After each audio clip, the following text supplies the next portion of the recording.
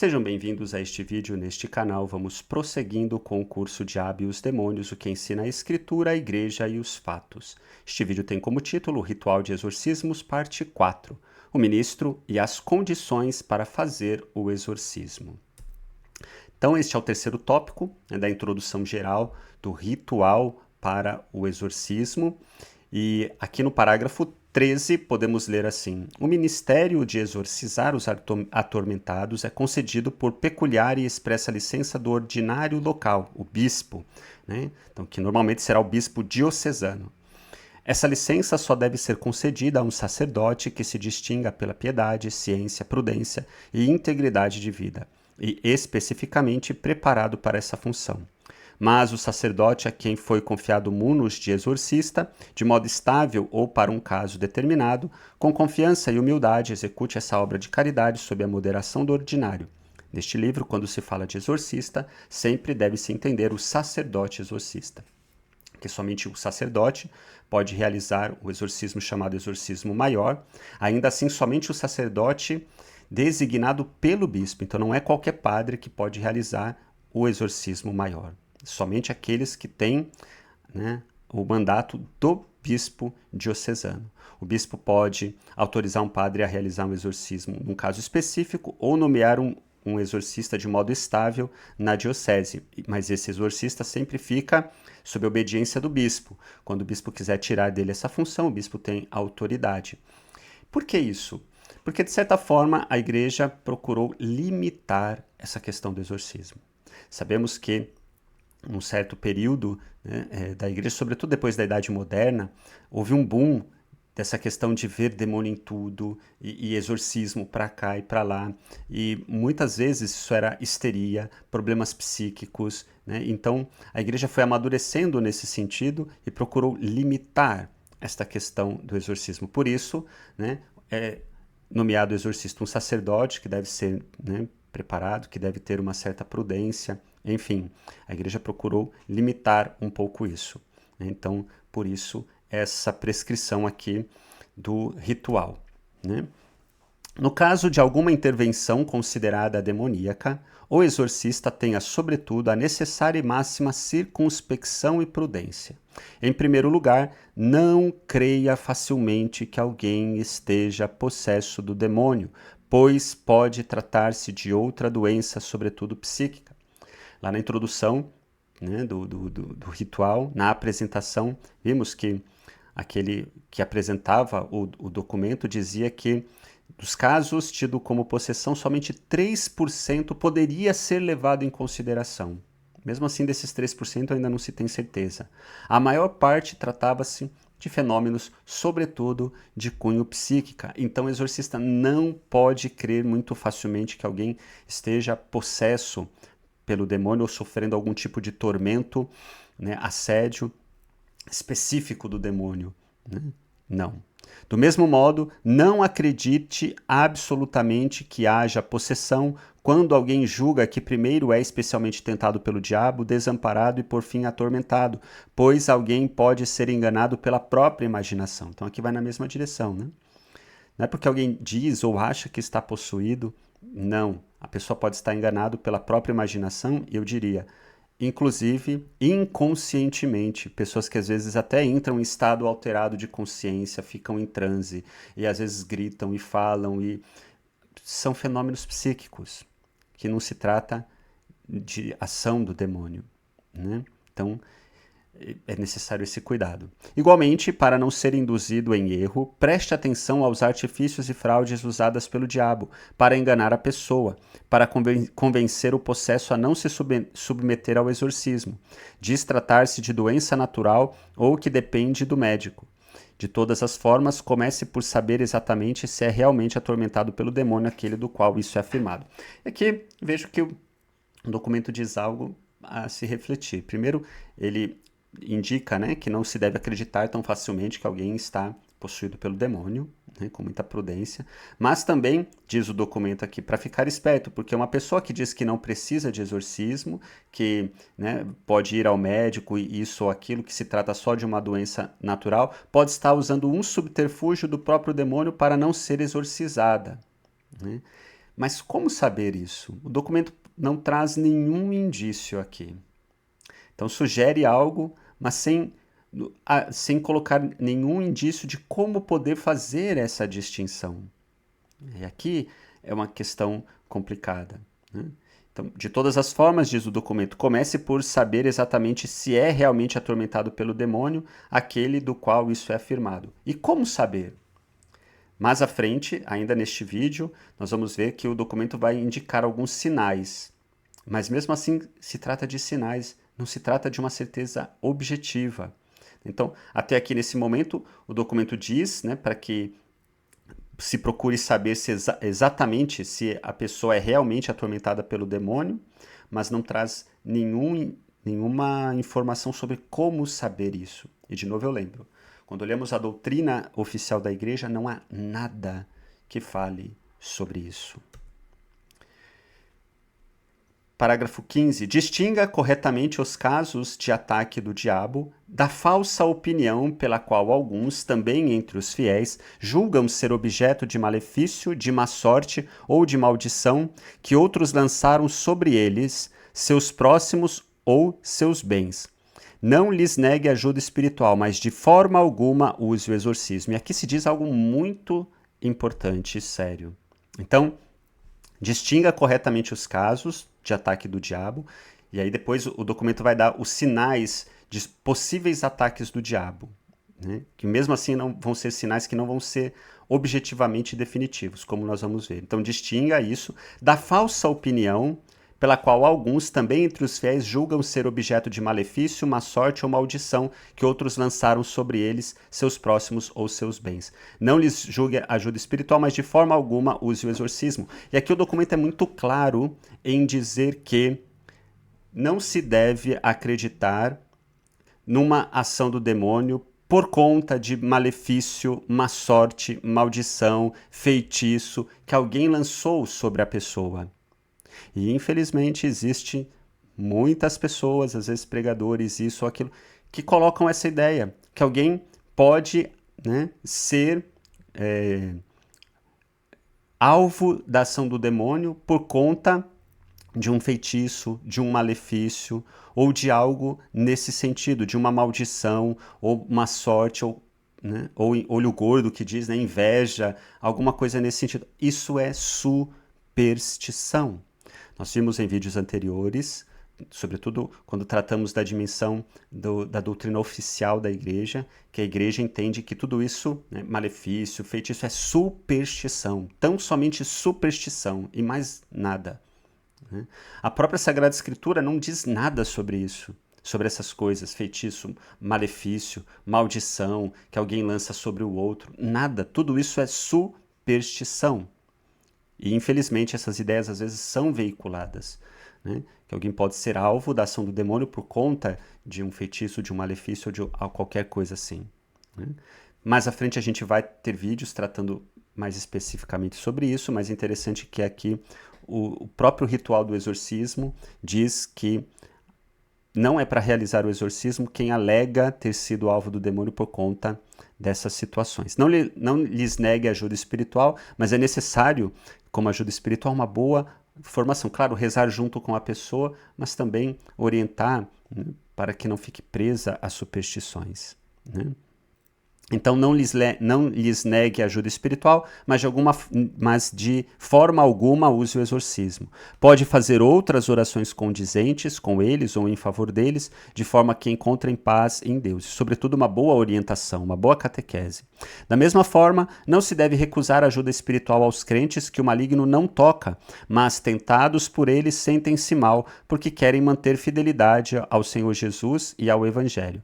Isso pode ser feito também por um sacerdote que não seja exorcista, inclusive por um diácono, por meio de oportunas preces e súplicas. Pessoas que se sentem tentadas, que se sentem espiritualmente mal, vamos dizer assim. Claro, a ajuda espiritual, a oração, que qualquer sacerdote também, né, pode fazer, né, esse auxílio espiritual sempre é oportuno. Portanto, continua o documento, parágrafo 16, o exorcista não comece a celebrar o exorcismo se não souber com certeza moral que o exorcizando está realmente atormentado pelo demônio. e, se possível, que ele consinta. Aqui também é algo interessante, né? Então, o exorcista não comece a fazer o exorcismo, sobretudo o exorcismo maior, se não souber com certeza moral. Por que o texto fala de certeza moral? Porque é impossível ter uma certeza objetiva de que alguém está possuído pelo demônio. A certeza pode ser moral, ela é, portanto, subjetiva do exorcista. Né? O exorcista avaliando, né, segundo o seu discernimento, se ele chegar a essa conclusão, ele proceda ao exorcismo. Né? E aí, o texto continua. Segundo uma praxe comprovada, os sinais de obsessão diabólica são. E aí o texto traz aqui, né, de obsessão, de não possessão. Depois nós vamos aprofundar teologicamente o que seria possessão, se é possível, não é, porque que aqui se usa o termo obsessão ao invés do termo possessão, obsessio em latim. O documento nunca vai usar o termo possessos, mas isso fica para um outro vídeo, quando a gente fizer alguns aprofundamentos teológicos. Mas os sinais, né, de uma obsessão diabólica, ou queira chamar de possessão, são, o documento apresenta aqui 3 sinais possíveis. Falar muitas palavras numa língua desconhecida ou entender alguém que a fala. Então, de repente, a pessoa começa a falar uma língua que ela não conhece. Então, a pessoa, né? Só que falamos o português, nunca aprendi a falar inglês e, de repente, eu começo a falar inglês. Né? Ou entender alguém que está falando inglês. Pode ser um indício, né, de uma ação demoníaca, segundo aqui o ritual. Manifestar coisas distantes ou ocultas. Né? Então, alguém que adivinha algo, por exemplo, que diz algo adivinhando alguma coisa oculta, escondida, né? Pode ser um indício. Ou mostrar forças superiores à idade ou às condições físicas. Manifestar uma força muito grande, pode ser indício, né, de uma ação do demônio. Só que o próprio ritual vai dizer assim: esses sinais podem dar algum indício. Contudo, como tais sinais não precisam necessariamente ser considerados como vindos do diabo, deve-se dar atenção também a outros. Esses 3 sinais eram sinais clássicos. No entanto, a igreja sabe que todos esses 3 sinais podem ter explicação natural, sem a necessidade, né, de atribuí-los ao demônio. Né? Inclusive, aqui vai ter até uma questão, por exemplo, a questão de falar língua desconhecida. Então, uma pessoa que tem uma orientação vinda do espiritismo pode entender que é uma pessoa que está falando, de repente, né? Então, eu só sei falar português, começo a falar inglês, entro num estado alterado de consciência e começo a falar algumas palavras em inglês, sem saber inglês. Ah, é um espírito, né, inglês que baixou, por exemplo. Ou, é porque na vida passada você viveu lá nos Estados Unidos ou na Inglaterra. Então, é uma lembrança da vida passada.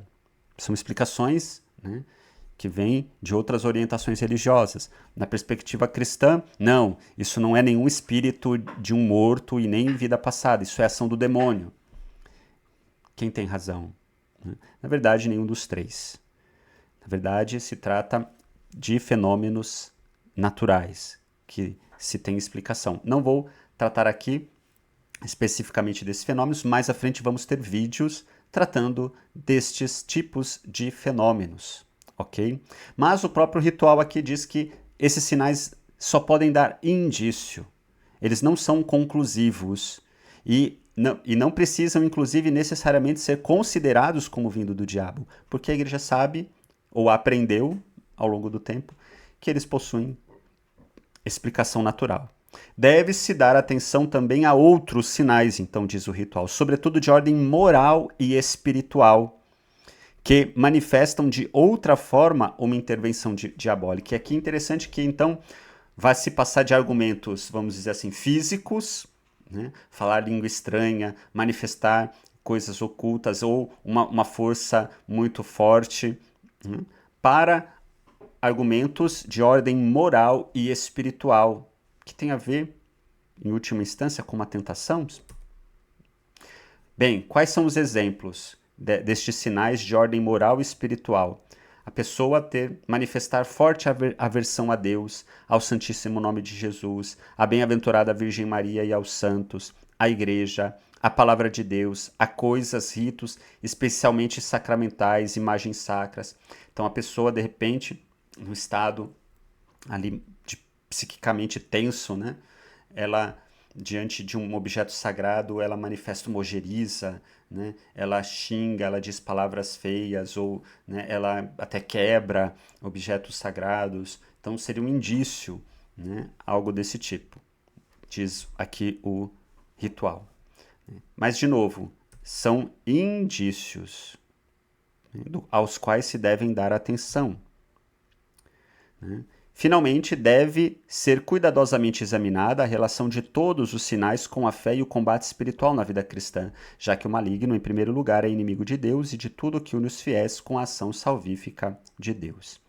Bem, e aí com relação a esse último sinal, né, de cunho moral e espiritual, a gente pode dizer que a aversão a coisas religiosas pode ter diversas origens psicológicas e psíquicas, né? Várias origens.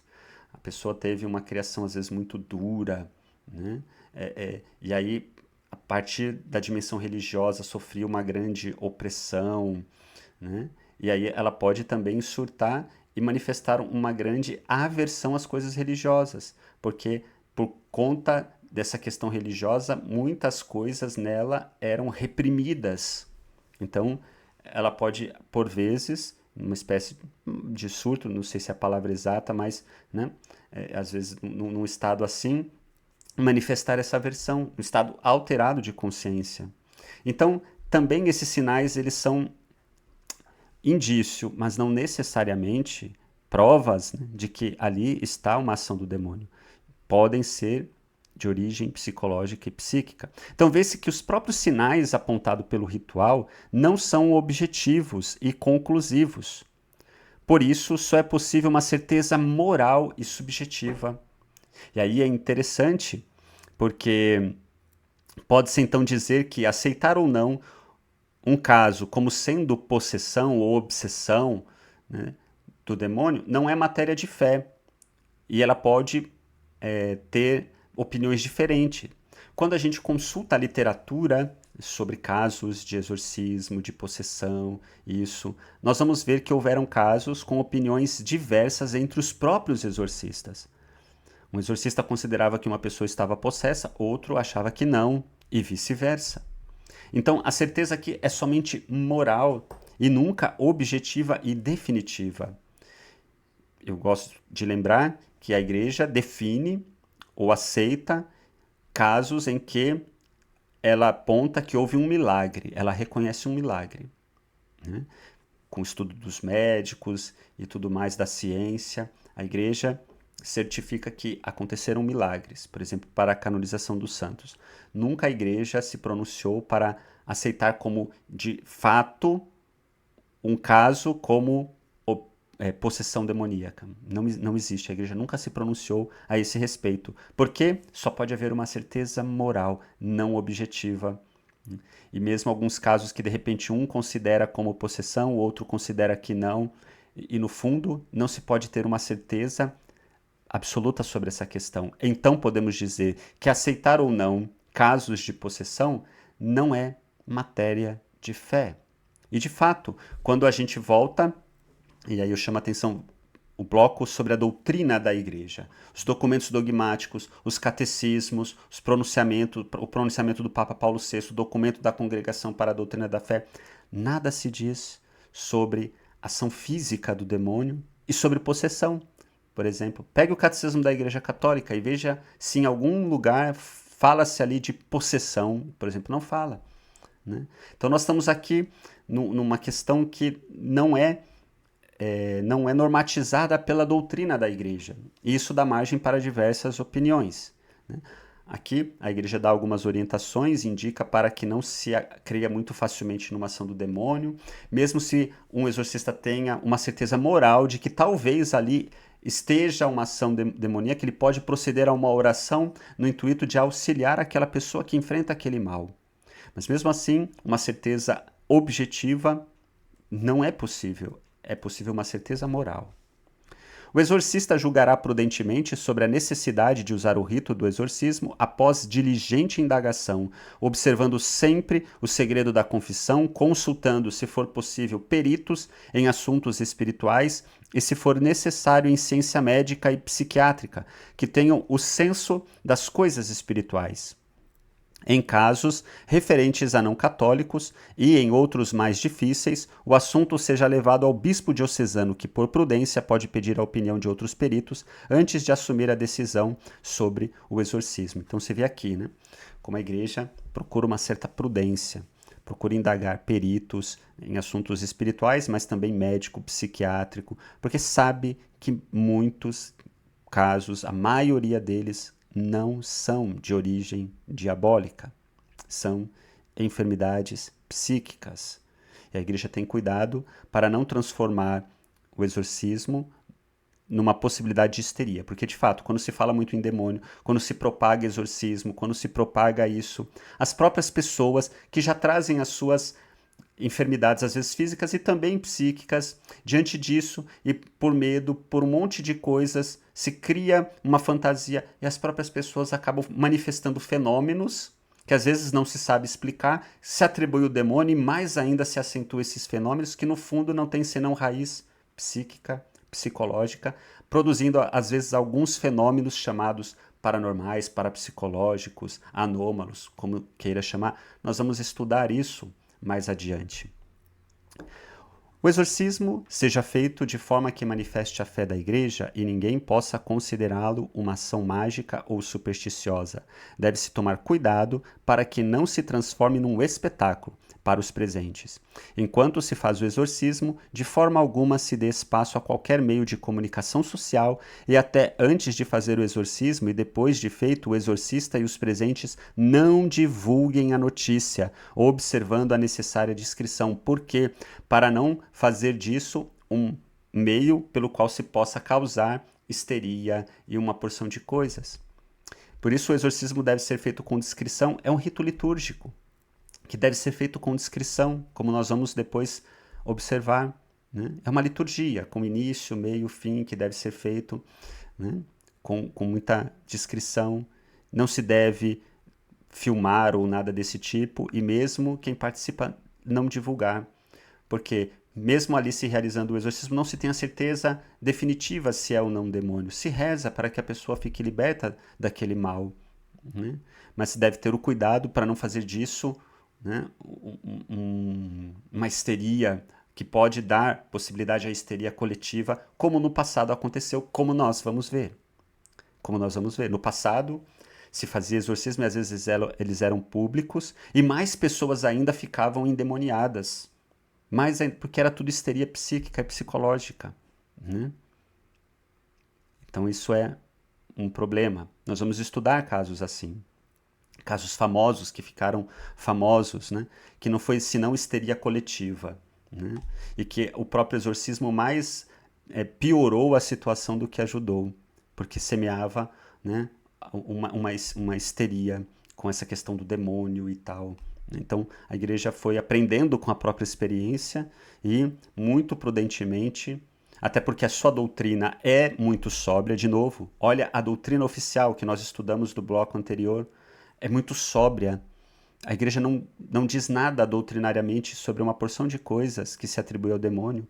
Indica que muito do que se diz, inclusive, é superstição, mas o senso comum, né, acaba atribuindo isso, aquilo ao demônio, medo de feitiço, de malefício, de pacto, e isso causava histeria e vinha com exorcismo, e a pessoa entrava em estado alterado de consciência. Quem via se impressionava e de repente também ficava endemoniado, e foi histeria que aconteceu num determinado período da história.